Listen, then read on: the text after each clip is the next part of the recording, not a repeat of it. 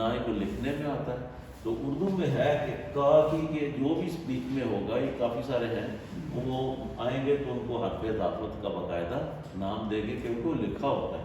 تو یہ مضاف الیہ حرف اضافت مضاف مل کر مرکب اضافی بن کر مبتدا. یہ جو چیز ہے نا، یہ سیکھنی ہے ہم نے. بس یہاں پہ ایز سچ ہمیں صرف پہچان کی، ہم نے دو چیزیں نکالی. ہم نے کہا مبتدا خبر جملہ اسمیہ. اب یہاں پہ تھوڑا سا جو عربی لینگویج میں جو ہمیں جملوں میں مسئلہ بنتا ہے کہ ہم نے یہ یاد کر لیا کہ مضاف اور مضاف الیہ جمع ہو جائیں تو وہ کیا ہوتا ہے؟ مرکب اضافی ہوتا ہے. ٹھیک ہے. اب ہم نے مبتدا کے بارے میں بھی جانا کہ مبتدا جو ہے وہ اسم ہو سکتا ہے. ٹھیک ہے. وہ جملے کے شروع میں آئے تو اس کو ہم اس اسم کو کیا نام دے لیتے ہیں؟ مبتدا کیا لیتے ہیں.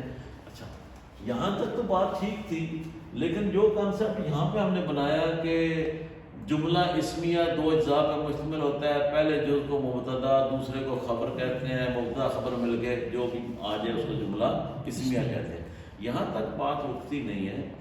جملہ اسمیہ جو ہے بے شک اس کے دو ہی جز ہوتے ہیں کہ مبتدا اور خبر، لیکن مبتدا جو ہے وہ اسم مفرد بھی ہوتا ہے لیکن مرکب بن کر بھی مبتدا بنتا ہے. میرا یہ سارا بتانے کا مقصد ہے مرکب بن کر بھی مبتدا بنتا ہے. اب یہاں دیکھتے ہیں کہ بیسیکلی زاہد کا بھائی مرکب اضافی ہے. ٹھیک ہے. یہ تو کوئی مفرد اسم نہیں ہے، پورا ایک جملہ نظر آ رہا ہے بھائی.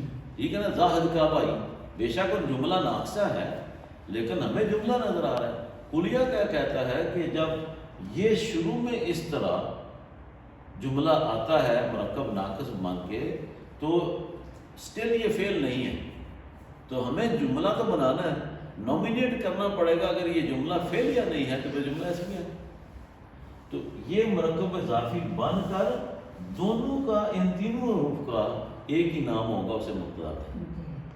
تو یہاں پہ یہ کیا ہوا کہ مضاف الیہ مضاف مل کر مرکب اضافی بنا، مرکب اضافی بن کر مبتدا. یہ سمجھ آئی؟ اتنا ہی کام ہے.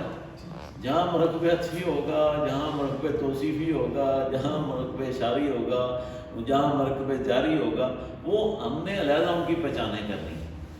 ٹھیک ہے کہ یہ مرکب جاری ہے، یہ عطفی ہے، یہ توصیفی ہے، یہ اضافی ہے.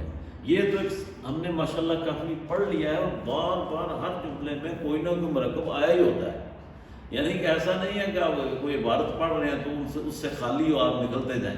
مرکب اضافی کہیں نہ کہیں سب سے زیادہ آنے والا مرکب اضافی ہے عربی لینگویج میں. تو جناب آج ایک بات یہ اضافی طور پہ طے ہوئی کہ مضاف مضاف الیہ مل کر مرکب اضافی بن کر مبتدا. اب آگے خبر کیا ہے؟ زاہد کا بھائی وہ ہے کیا؟ دانا ہے. یہ خبر ہے جی اس کی کہ بڑا سیاںا ہے. تو اس کا کہنے کا مطلب کیا تھا کہ اس کو بتانا ہے کہ وہ کیا ہے؟ دانا ہے. اب ہے ہمیں لانا پڑے گا فعل ناقص اردو میں بات کرنے کے لیے، تو ہم نے کہا کہ یہ مبتدا خبر فعل ناقص کے ساتھ مل کر جملہ اسمیہ. اتنا سمجھ آئے؟ تیسرے پہ جاتے ہیں، تھوڑا سا اور ساتھ ملا لیتے ہیں. میرے حساب سے جو میں نے یہ عربی کی کلاس میں یہ جملے لے کے آیا ہوں، مجھے ایسے لگتا ہے کہ میں آپ کو بہت آسانی سے یہ چیز بڑے پکے پختہ طریقے سے سمجھا سکتا ہوں کہ کس طرح بن کر ہو کر وہ ہوتا ہے اور وہ ہے کیا چیزیں. اس کے علاوہ اور بھی کافی کچھ ہوتا ہے لیکن تھوڑا کمپلیکیٹڈ بھی ہوتا ہے. وہ کتابوں کی مدد لینا لازمی ہے. جب آپ قرآن پڑھ رہے ہیں تو کوئی غلط نہ اپنی طرف سے کر لیں. میں تو خود بھی کہتا ہوں مجھے پتہ بھی ہو پھر مجھے کتاب کی سپورٹ کی ضرورت ہے. یہ طے بات ہے کیونکہ اللہ کا کلام ہے. اس کو آپ نے ٹیکنیکلی جا کے غلط کر لیا، غلطی ہو سکتی ہے. تو باتیں کہاں سے کہاں میں چلے جائیں گی ترجمے میں، کہ اور نیا فرقہ پیدا ہو جائے گا. کچھ لوگ آپ کے چاہنے والے، محبت کرنے والے بھی ہوتے ہیں جو کہتے ہیں نہیں جی وہ تو استاد صاحب نے یہ کہہ دیا چلو جی. تو اس لیے یہ تسلی کرنا بڑا ضروری ہے. میری باتوں کے اوپر بھی تسلی کریں، یہ بہت اہم ہے. کیونکہ صحیح علم نافع وہی ہے جو بالکل صحیح. یہ تو ایک کوشش ہے. اب تیسرے جملے میں دیکھتے ہیں ارشد کا بڑا بھائی. میں نے لکھا بھی تھوڑا تھوڑا ایسے ہی ہے جس سے سمجھ آئے. ارشد کا بڑا بھائی عالم ہے. اب دیکھیں نا کا یہاں بھی تھا اور کا یہاں بھی آ گیا.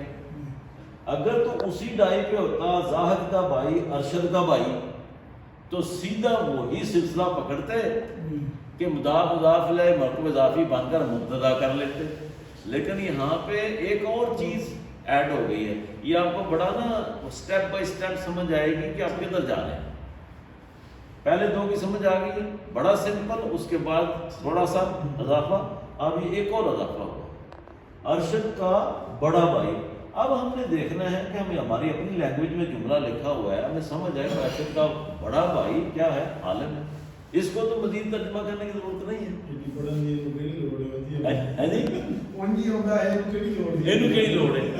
لیکن یہی تو میں نے کہا کہ اگر ہم اپنی لینگویج میں اس کو ترکیب نحوی دیکھیں اس کی جملے کی, عربی خود آ جائے گی. آئیے دیکھتے ہیں. ہم نے دیکھا کہ ارشد کا تک تو بات ٹھیک تھی زاہد کا کے حساب سے, وہاں تو بھائی آ گیا تھا تو ہم نے کہا ٹھیک ہے جی مضاف الیہ. لیکن یہاں معاملہ آ گیا بڑا بھائی, تو پہلے بڑے بھائی کا کو حل کریں نا.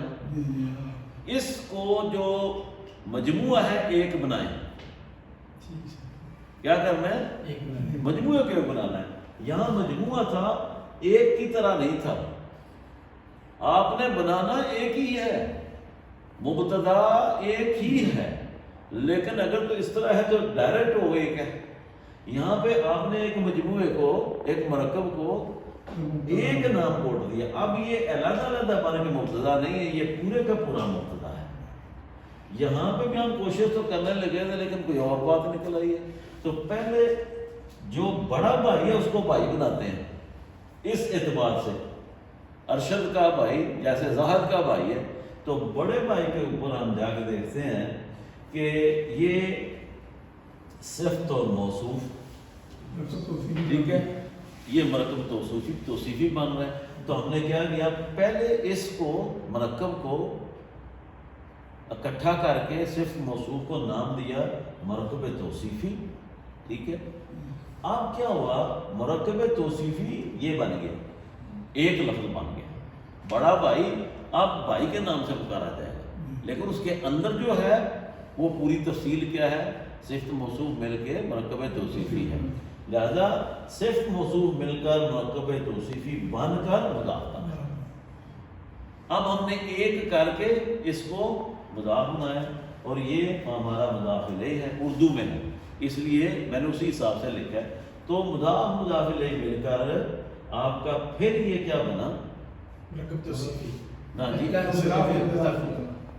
اضافی بنا. یہاں پہ مرکب اضافی یہاں پہ بن گیا تھا.